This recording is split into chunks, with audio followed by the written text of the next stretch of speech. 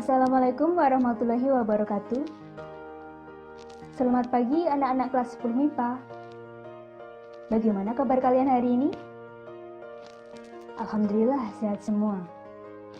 Sebelum kita lanjut pada pembelajaran hari ini, perkenalkan nama Ibu Erdita Husnalia dari Pendidikan Biologi. Nah, hari ini kita akan belajar materi pembelajaran yaitu biologi. Ya baiklah, sebelumnya Ibu ingin bertanya tentang bab 1 yang telah kita pelajari sebelumnya, yaitu tentang keanekaragaman hayati. Ada yang masih ingat tentang keanekaragaman hayati? Ya, keanekaragaman hayati merupakan keanekaragaman atau variasi pada makhluk hidup berada pada tingkat gen, spesies, dan ekosistem. Dengan adanya keanekaragaman hayati ini, makhluk hidup di alam semesta sangat berbeda-beda. Nah, dengan adanya perbedaan antar makhluk hidup, bagaimanakah cara kita untuk mengetahui perbedaan antara makhluk hidup satu dengan makhluk hidup yang lainnya? Ya, benar, dengan melakukan pengelompokan.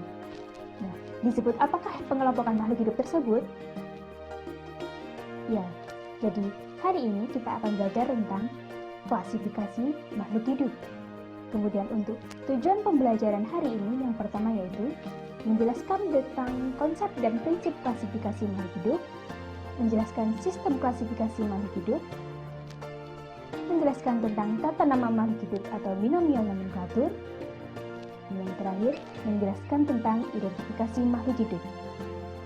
Berdasarkan tujuan pembelajaran tersebut, pokok pembahasan kita hari ini adalah konsep dan prinsip dasar klasifikasi makhluk hidup, kemudian sistem klasifikasi makhluk hidup, lalu sistem tata nama makhluk hidup atau binomial nomenklatur, dan yang terakhir adalah identifikasi makhluk hidup. Baiklah, kita akan menuju pembahasan pertama yaitu tentang konsep dan prinsip klasifikasi makhluk hidup. Jadi Ibu ingin bertanya, apa itu klasifikasi makhluk hidup? Ya, jadi klasifikasi makhluk hidup merupakan cara pengelompokan makhluk hidup berdasarkan persamaan dan perbedaan ciri-ciri dan sifat makhluk hidup. Untuk cabang ilmu yang mempelajari tentang klasifikasi makhluk hidup disebut dengan taksonomi. Selanjutnya ada tujuan dan manfaat klasifikasi makhluk hidup.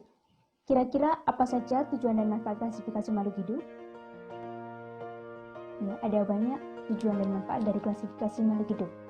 Yang pertama adalah mendeskripsikan ciri-ciri makhluk hidup dan memudahkan untuk membedakan tiap jenisnya.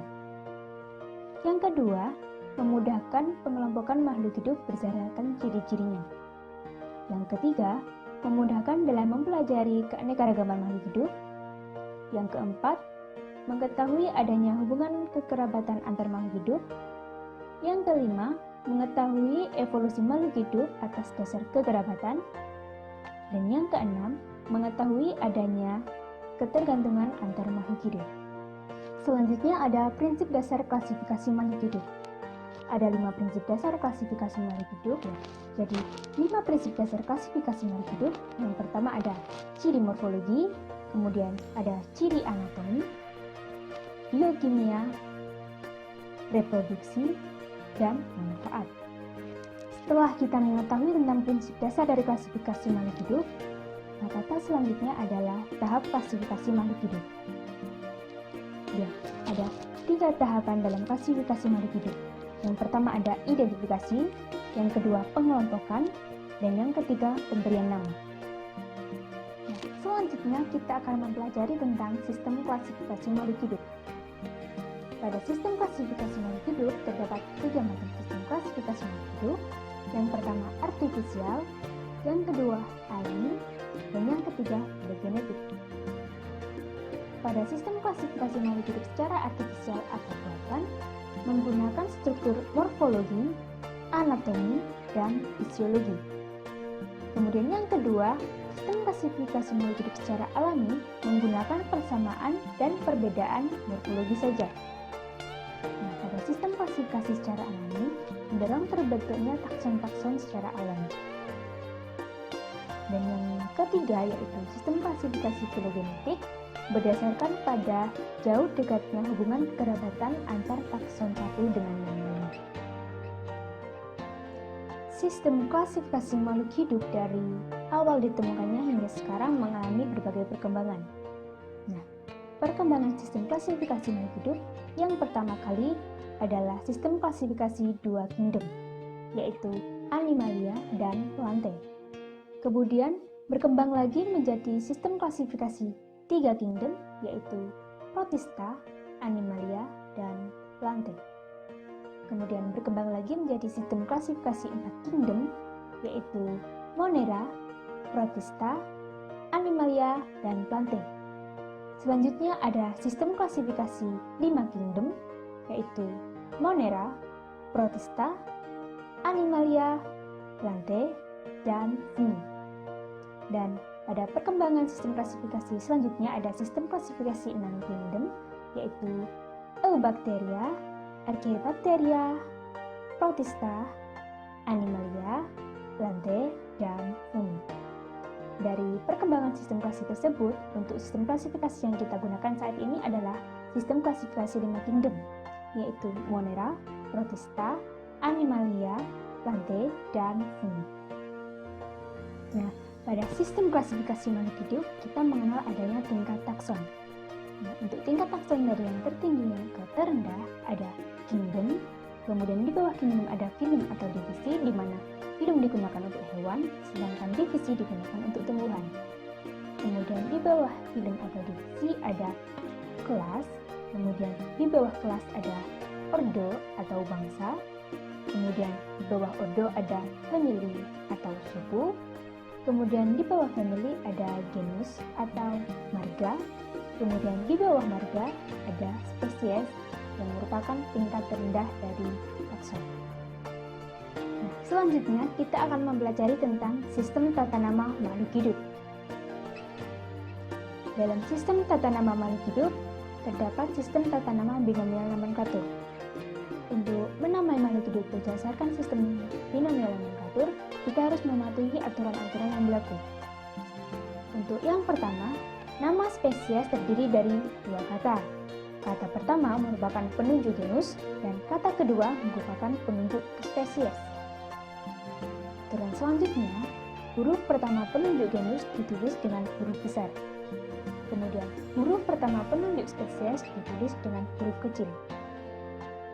Aturan selanjutnya, penulisan nama spesies menggunakan bahasa Latin. Selanjutnya, penulisan nama spesies ditulis dengan di garis bawah, atau dicetak miring, atau tebal. Penggunaan penulisan dengan di garis bawah digunakan ketika menuliskan nama spesies di atas kertas atau menggunakan bolpen ataupun pensil. Kemudian, penulisan dengan dicetak miring ketika kita menuliskan nama ilmiah menggunakan komputer. Kemudian, untuk aturan yang terakhir, yaitu jika nama spesies terdiri dari lebih dua kata, maka kata kedua harus digabung dengan kata ketiga. Kira-kira apa contoh nama spesies yang terdiri dari tiga kata? Ya, contohnya adalah kembang sepatu. Untuk kembang sepatu, nama ilmiahnya adalah Hibiscus rosa sinensis. Dari sini kita tahu bahwa nama ilmiah terdiri dari tiga kata, Hibiscus, rosa, dan sinensis. Maka dari itu, untuk kata kedua yaitu rosa dan kata ketiga sinensis harus digabung menjadi satu menggunakan tanda penghubung. Sehingga nama ilmiah dari kembang sepatu menjadi Hibiscus rosa sinensis. Seperti itu. Kita sampai pada pembahasan yang terakhir yaitu tentang identifikasi makhluk hidup. Pada identifikasi makhluk hidup, kita menggunakan kunci determinasi. Kira-kira apa itu kunci determinasi? Ya, jadi kunci determinasi merupakan cara atau langkah untuk mengenali organisme dan mengelompokkan pada takson makhluk hidup. Kunci dikotomis terdiri dari sederetan pernyataan yang terdiri dari dua baris, digunakan untuk mengelompokkan atau menggolongkan makhluk hidup dan berisi deskripsi dari ciri-ciri organisme yang disajikan dengan ciri yang berlawanan. Lalu, bagaimanakah cara menggunakan kunci determinasi? Jadi, cara menggunakan kunci determinasi yang pertama, mencocokkan pernyataan pertama pada kunci determinasi dengan ciri-ciri yang kita amati. Yang kedua, ketika pernyataan pertama tidak cocok dengan ciri-ciri yang kita amati, maka kita beralih pada pernyataan di bawahnya sesuai dengan nomor yang tertera. Setelah itu, jika pernyataan sudah cocok, maka dilanjutkan dengan mencocokkan ciri-ciri selanjutnya dan menuliskan nomor yang sesuai. Begitu seterusnya hingga menuju pada spesies tertentu. Nah, untuk memahami lebih jauh tentang penggunaan kunci determinasi, Ibu punya satu contoh tanaman untuk dicocokkan dengan kunci determinasi. Mari kita amati contoh tanaman berikut. Dan juga kunci determinasi berikut. Mari kita amati bersama. Pada kunci determinasi nomor 1, pernyataannya menunjukkan tentang apakah daun tersebut tunggal atau majemuk. Nah, kira-kira gambar tumbuhan di samping memiliki daun tunggal atau daun majemuk? Ya, gambar di samping memiliki daun majemuk. Maka pernyataan yang sesuai adalah pernyataan 1B. Selanjutnya kita akan diarahkan ke pernyataan nomor 4, sehingga pernyataan nomor 2 dan 3 tidak usah kita baca, langsung ke 4. Nah, pada kunci determinasi, pernyataan keempat menjelaskan tentang jumlah anak daun. Untuk pernyataan 4A, daun dengan 7 helai anak daun, ataukah B, daun dengan lebih dari 7 helai anak daun. Kira-kira gambar di samping memiliki berapa helai anak daun?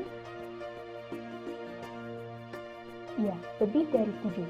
Maka pernyataan yang sesuai adalah 4B, di mana daun dengan lebih dari 7 helai anak daun. Nah, pada pernyataan 4B, kita langsung diarahkan kepada pernyataan nomor 5. Pada pernyataan nomor 5, menyatakan tentang duduk anak daun. Untuk pernyataan 5A, anak daun duduk pada ibu tangkai daun. Kemudian pernyataan 5B, anak daun duduk pada cabang pertama dari ibu tangkai daun.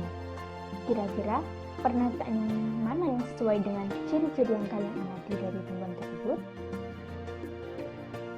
Ya, yang sesuai adalah pernyataan 5B, di mana anak daun duduk pada cabang pertama dari ibu tangkai daun, di mana nomor 5B menunjukkan bahwa tanaman tersebut merupakan kembang merah. Nah, berdasar kunci determinasi tersebut, maka kunci determinasi yang kita peroleh adalah 1B, 4B, dan 5B. Nah, itu tadi adalah pembelajaran kita terkait klasifikasi makhluk hidup. Dari sini, apakah ada yang ingin ditanyakan? Baiklah, jika tidak ada, Ibu akan memberikan kesimpulan pembelajaran hari ini. Yang pertama terkait konsep dan prinsip klasifikasi makhluk hidup. Klasifikasi makhluk hidup sendiri merupakan cara pengelompokan makhluk hidup berdasarkan persamaan atau perbedaan dari ciri-ciri makhluk hidup. Kemudian pada prinsip dasar klasifikasi makhluk hidup ada 5, yaitu ciri morfologi, ciri anatomi, biokimia, reproduksi, dan manfaat. Setelah itu, terdapat tahap pada klasifikasi makhluk hidup, ada 3, yaitu identifikasi, pengelompokan, dan pemberian nama. Pembahasan selanjutnya yaitu pada sistem klasifikasi makhluk hidup, di mana sistem klasifikasi makhluk hidup ada 3, yaitu artifisial, alami, dan filogenetik. Pada sistem klasifikasi makhluk hidup, kita mengenal adanya tingkat takson, di mana tingkat tertinggi terletak pada kingdom, kemudian di bawahnya ada divisi atau filum, di bawahnya lagi ada kelas, kemudian di bawahnya ada ordo, di bawahnya lagi ada family, dan di bawahnya lagi ada genus, dan yang terakhir tingkat terendah ada spesies. Sistem penamaan makhluk hidup, di mana menggunakan sistem binomial nomenklatur. Nah, di dalam sistem binomial nomenklatur terdapat aturan-aturan yang harus kita ketahui. Nah, selanjutnya pada pembahasan terakhir yaitu tentang identifikasi makhluk hidup menggunakan kunci determinasi, di mana kunci determinasi merupakan cara atau langkah dalam pengenalan organisme dan membedakan pada takson makhluk hidup tersebut. Nah, itu tadi kesimpulan dari pembelajaran kita hari ini. Kalian bisa berlatih lagi tentang terkait soal kunci determinasi lebih lanjut pada internet ataupun dari buku. Silahkan dengan wawasan kalian. Dan saya mengucapkan terima kasih atas perhatiannya. Mohon maaf bila saya ada salah kata dalam penyampaian materi. Kita akan bertemu lagi pada pertemuan selanjutnya. Tetap semangat belajar. Wassalamualaikum warahmatullahi wabarakatuh.